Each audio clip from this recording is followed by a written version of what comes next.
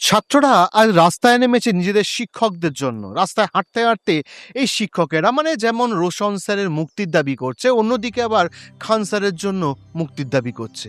খান sir আর রোশন স্যারের আসল গল্পটা কি? গত 2-3 দিন ধরে দেশের ভেতরে একটা ইস্যু খুব দ্রুত গতিতে ছড়িয়ে চলছে। খান স্যারের কোচিং এর বাইরে চলল গুলি। এরপর আলোচনা শুরু হয় যে খান স্যার এবার গ্রেপ্তার হবেন। তারপর শোনা যায় খান স্যার নাকি ফেরার হয়ে গেছেন। আর আজকের তাজা খবর হলো খান স্যার নাকি আত্মসমর্পণ করেছেন এবং পাটনা সিভিল কোর্টের ভেতরে ওনার আগাম জামিনের আর্জি দায়ের করা হয়েছে। শুধু বিহার নয়, খান স্যারকে নিয়ে বিতর্কের জল এবার গড়ল দিল্লিতেও। দিল্লি হাইকোর্টে খান স্যারের বিরুদ্ধে মানহানির মামলা ঠুকেছেন জাতীয় সংবাদ মাধ্যমের এক মহিলা সাংবাদিক খান স্যারকে নিয়ে টিভি চ্যানেলে একটি প্রতিবেদন পেশ করার পরেই এই সমস্যার সূত্রপাত। প্রতিবেদনের সমালোচনা করার পর খান স্যার মানহানিকর মন্তব্য করেন বলে আদালতে নালিশ জানিয়েছেন ওই মহিলা সাংবাদিক এবং 2 কোটি টাকার মানহানির মামলা দায়ের করা হয়েছে দিল্লি হাইকোর্টে। তাদের অভিযোগ, একটি অনলাইন প্ল্যাটফর্মে এসে খান স্যার সাংবাদিক ও নিউজ চ্যানেলের সুনাম ক্ষুণ্ণ করেছেন। এমনকি খান স্যারের বক্তব্যে ওই সাংবাদিকের পরিবারের গোপনীয়তা পর্যন্ত বিপন্ন করা হয়েছে। মামলায় অভিযোগ করা হয়েছে যে বিভিন্ন ডিজিটাল প্ল্যাটফর্মে ভিডিও, সমাজ মাধ্যমে পোস্ট ও সম্প্রচারে সাংবাদিকতার চ্যানেলের বিরুদ্ধে অবমাননাকর শব্দ ব্যবহার করা হয়েছে। অভিযোগ, বিকিয়ে যাওয়া সাংবাদিক চাটুকার, দালাল এবং ভুয়ো সংবাদের আখড়া বলেও ক্রমাগত প্রচার করে গিয়েছেন খান স্যার এবং অন্যান্য কয়েকজন ইউটিউবার। এছাড়া মামলায় উল্লেখ করা হয়েছে আপত্তিকর ও কুরুচিকর ভাষা ব্যবহার করে সাংবাদিককে অপমান ও উপহাস করা হয়েছে এবং তাকে জনসমক্ষে শত্রু বলে দাগিয়ে দেওয়া হয়েছে।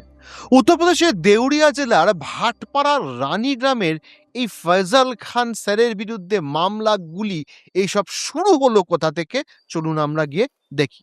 নমস্কার, আমি দিব্যেন্দু, ইন্টারজিও চ্যানেলে আপনাদের স্বাগত। কোচিংগুলোর ভেতরে এই যে রেষারেষি বা রাইভালরি, যাকে আমরা কোচিং মাফিয়া বলি, সেটা একদম শুরু থেকেই আপনারা এখানে পরিষ্কার দেখতে পাবেন।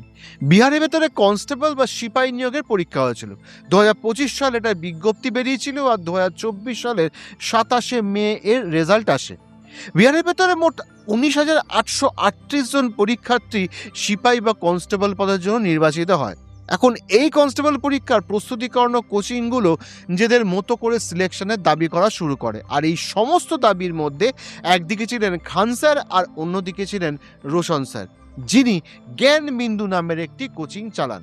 দুজনেই মস্ত বড় বড় দাবি ছিল। একজনের দাবি ছিল তিনি 12,000 বাচ্চা সিলেকশন করিয়েছেন, আর অন্যজনের দাবি ছিল যে 10,000 বাচ্চা সিলেকশন করিয়েছেন।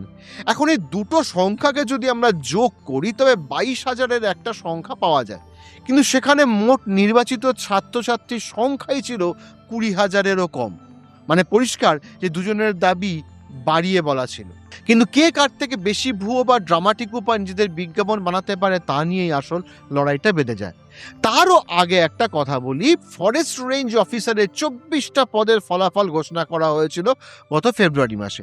অভিষেক কুমার ওরফে অভিষেক প্যাটেল নামে এক তরুণ সেই তালিকার শীর্ষে ছিলেন। ফলাফল ঘোষণার পর দুটো কোচিং সেন্টারই তাকে তাদের ছাত্র বলে দাবি করে। দুপক্ষ নিজের দাবিতে অনড় ছিল এবং প্রমাণস্বরূপ নথিপত্র পেশ করে। 28শে মার্চ অভিষেককে সেই সম্বর্ধনা অনুষ্ঠানে ডাকেন খান স্যার। সেখানে উপস্থিত হন অভিষেক।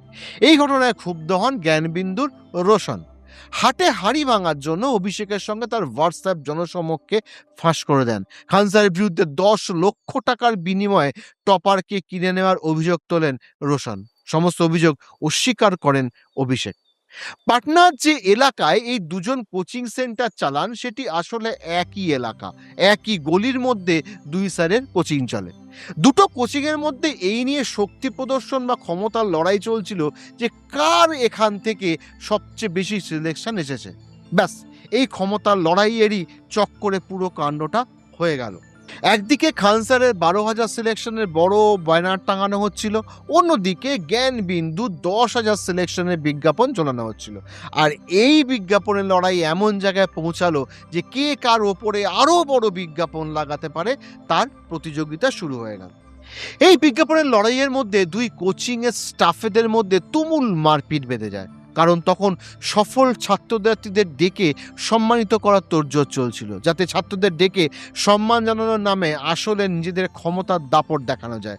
আর এই শক্তি প্রদর্শনের জন্য পোস্টার আর কাটআউট লাগানোর সময় দুই তরফের কর্মীদের মধ্যে মারামারি শুরু হয়ে যায়। আর যখনই মারামারি হয় তখন খান স্যারের ইনস্টিটিউট নামে বেশ কিছু লোক জড়ো হয়ে পাথর ছুঁড়তে শুরু করে এবং এই পাথরের ভিডিও খান স্যার বাইরে রিলিজ করে দেন। খান স্যার মিডিয়ামের সামনে এসে বলেন যে আমার উপর এই পাথর রোশন স্যার ছুড়িয়েছেন, পাথরের পাশাপাশি আমার উপর গুলিও চালানো হয়েছে।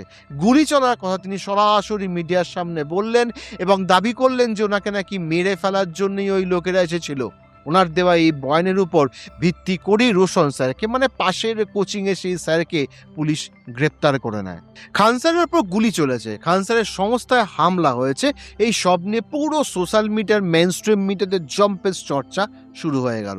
এই আলোচনার একটা দিন কাটার পরেই আসল ভিডিও ফুটেজগুলো সামনে আসতে শুরু করে। আর সেই ভিডিও ফুটেজগুলোতে এমন কিছু তথ্য পাওয়া যায় যা দেখে বোঝা যায় যে রোশন স্যারের লোকেরা আসলে কোনো গুলিই চালায়নি, যদিও ততক্ষণ ওনাকে গ্রেপ্তার করা হয়ে গিয়েছিল এবং তিনি নিজের বিরুদ্ধে হওয়া এই ঘটনাকে একটা মস্ত বড় ষড়যন্ত্র বলে দাবি করছিলেন। ওনার এই গ্রেপ্তারের পরের দিন থেকে ওনার ছাত্ররা স্যারের মুক্তির দাবিতে রাস্তায় নেমে পড়ে। ছাত্রদের বক্তব্য ছিল, আমাদের স্যার কোনো ভুল করেনি, তিনি কোনো অপরাধ করেননি, তিনি একটি দুর্দান্ত ইনস্টিটিউট চালান, অনেক বাচ্চার জীবন গড়েছেন, ইউটিউবে ওনাদের প্রচুর ভিডিও রয়েছে। এদিকে পুলিশের তরফ থেকে পরিষ্কার জানিয়ে দেওয়া হয় যে সেখানে কোনো গুলি চলার বা ফায়ারিংয়ের কোনো প্রমাণ মেলেনি।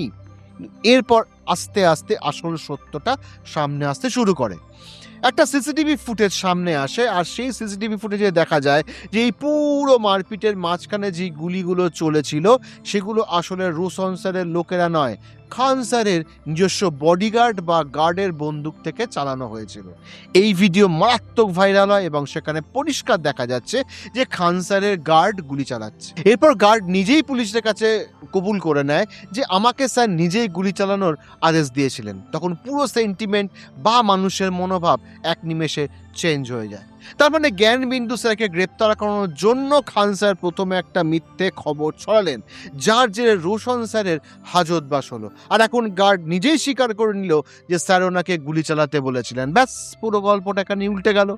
ছাত্রদের মনে খান স্যারের প্রতি একটা নেতিবাচক ভাব তৈরি হয়ে গেল যে খান স্যার নিজেই গুলি চালিয়ে এমন কাণ্ড করেছেন। এখানেই গল্পটা যেমন ঘুরলো, আম জনতার সেন্টিমেন্টও পুরো ঘুরে গেল। আর এটা হওয়া মাত্রই আমাদের মিডিয়া এক পরম সন্ধান পেয়ে গেল, কারণ কিছুদিন আগেই তো মিডিয়া বনাম শিক্ষকদের এক মস্ত বড় যুদ্ধ চলছিল। সেখানে অঞ্জনা ওম কাশ্যপজি পুরো বিষয়টাকে লিড করছিলেন এবং এই শিক্ষকদের কোচিং মাফিয়া বলে ডাকছিলেন। আর এখানে তো মাফিয়াগিরির একেবারে হাতে নাতে প্রমাণ মিলে গেল। শিক্ষকরা নিজের ছাত্র বা এলাকা ভাগ করে রেখেছেন, এই বাচ্চা আমার, ওটা তোর নয়, এটা এইভাবেই হবে, আর বেশি কথা বললে গুলি চালিয়ে দেবো। এই ধরনের যে কাণ্ড কারখানা ঘটলো তার ফলে পুরো কোচিং ব্যবস্থার উপরই একটা মস্ত বড় প্রশ্নচিহ্ন খাড়া হয়ে গেল। এরা তো আসলেই মাফিয়া, আর একজন শিক্ষকও এই ধরনের কাজের কোনোভাবেই সমর্থন করা যায় না। আমরা কেউ এর পক্ষে দাঁড়াতেই পারি না। এই ঘটনা অত্যন্ত নিন্দনীয় এবং এই ধরনের কাজের তীব্র প্রতিবাদ হওয়া উচিত। শিক্ষা যেখানে মানুষের মধ্যে সহনশীলতার মানবিকতা শেখায়, সেখানে নিজেদের বিরোধ মেটাতে পাথর ছোড়া বা বন্দুক থেকে গুলি চালানো কোনোভাবেই মেনে নেওয়া যায় না। তাহলে আপনার মধ্যে আর ওই সব অশিক্ষিত অপরাধী বা সমাজ বিরোধীদের মধ্যে তফাৎটা কোথায় রইল, সেটাই এখন ভাবার বিষয়। গুলি চলার এই ভিডিওগুলো যখন ভাইরাল হলো তখন চারদিক থেকে দাবি উঠতে থাকলো যে খান স্যারকে অবিলম্বে গ্রেপ্তার করা হোক। পুলিশ সবার আগে ওনার গার্ডদের গ্রেপ্তার করে এবং তারপর খান স্যারকে ধরার জন্য তল্লাশি শুরু করে দেয়। একটা গোটা দিন খান স্যারের কোনো খোঁজ মিলছিল না। মিডিয়ার খবর চলতে শুরু করলো যে খান স্যার নাকি ফেরার হয়ে গেছেন। ওরা উকিল আর কোর্টের সঙ্গীদের চারদিকে দেখা যেতে লাগলো। দুই শিক্ষকের ভেতরের এই রেষারেষি এখন দেশের মধ্যে একটা বড় জাতীয় ইস্যু হয়ে দাঁড়িয়েছে। প্রাইম টাইম এটা নিয়ে তুমুল ডিবেট চলছে। দেশের বড় বড় মিডিয়াগুলো এই মেন স্ক্রিনে সব জিনিস দেখাতে হচ্ছে। এই কোচিংগুলোর দাপট এতটাই বেশি যে পরীক্ষার ডেট কবে হবে বা পরীক্ষায় কি প্রশ্ন আসবে তাও নাকি এরা নিজেদের মতো করে প্রভাবিত করতে পারে। মানে যে যেভাবে পারলো তার ক্ষোভ উগড়ে দেওয়ার সুযোগ পেয়ে গেল। আর বিশেষ করে আমাদের লোকতন্ত্রের চতুর্থ স্তম্ভ বা আমাদের সিস্টেম, তারা তো হাতে নাতে একটা বড় ঘুঁটি পেয়ে গেল। সবাই বলতে শুরু করলো, দেখলে তো বলতাম না এরা মাফিয়া। এই তো নিজেই গুলি চালালো, পরীক্ষার পেপারও মনে হয় এরাই সেট করেছিল, সব দুর্নীতি এরাই করেছে। এবার একটু তার ব্যাকগ্রাউন্ডে যাই। খান স্যারের কাকা ইমরান বলেন, খান ও তার পরিবার খুবই অহংকারী। তারা অত্যন্ত উচ্চাকাঙ্ক্ষী। খবরের শিরোনামে আসার জন্য ওরা সবকিছু করতে পারে। পাটনার ঘটনাটি এই উচ্চাকাঙ্ক্ষারই ফল। খান চান না তার সামনে অন্য কেউ মাথা তুলে দাঁড়াক। আরেক বাসিন্দা নিসার আহমেদ খানের দাবি, খান স্যারের বিশেষ নাকি কোনো ডিগ্রি নেই, তিনি শুধু ভালো বক্তা আর তা দিয়েই জীবিকা নির্বাহ করেন। যাদের বিরুদ্ধে খান স্যার কখনো না কখনো মুখ খুলেছিলেন, তারা সবাই এই সুযোগে ওনার বিরুদ্ধে এককাট্টা হয়ে ময়দানে নেমে পড়েছেন। তারা রাজনীতির লোক হন বা সাংবাদিকতা। বেশ কিছুদিন ধরে নিট পরীক্ষার জালিয়াতি নিয়ে খান স্যার ছাত্রদের পক্ষে খুব মুখর হয়েছিলেন, সিস্টেমের বিরুদ্ধে কথা বলছিলেন। তাই সিস্টেম হয়তো এবার সুযোগ পেয়ে বলল, এবার এসো বাছা, তোমাকে নিয়ে একটু নাচানাচি করি। ছাত্ররা কিন্তু দুপক্ষের সাথেই আছে।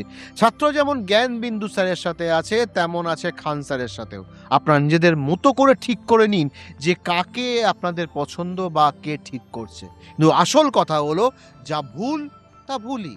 কিন্তু তার সত্ত্বেও আমরা একটা পরিষ্কার কথা বলবো, সিস্টেম যতই খারাপ হোক বা অন্য কোনো উদ্দেশ্য থাকুক, শক্তি দম্ভ দেখাতে গিয়ে বন্দুক চালানো বা পাথর ছোঁড়ার মতো কাজকে আমরা কোনোভাবেই ডিফেন্ড বা সমর্থন করব না। আমরা এটার পাশে দাঁড়াতে পারি না। একজন শিক্ষকই দেশের পুলিশ তৈরি করে, আবার সাংবাদিক তৈরি করে, আবার রাজনেতাও তৈরি করে। শিক্ষকই সেই মানুষ যে পুরো সমাজটাকে গড়ে তোলে। আর শিক্ষকদের তরফ থেকেই যদি এই মাফিয়াগিরির বার্তা সমাজে যায়, তবে মানুষ তো প্রশ্ন তুলবেই, আর আজ সেটাই হচ্ছে। যাই হোক, ভুল থেকে শিক্ষা নেওয়া আমাদের ধর্ম। আশা করি দুই শিক্ষক নিজেদের বিবাদ মিটিয়ে নেবেন।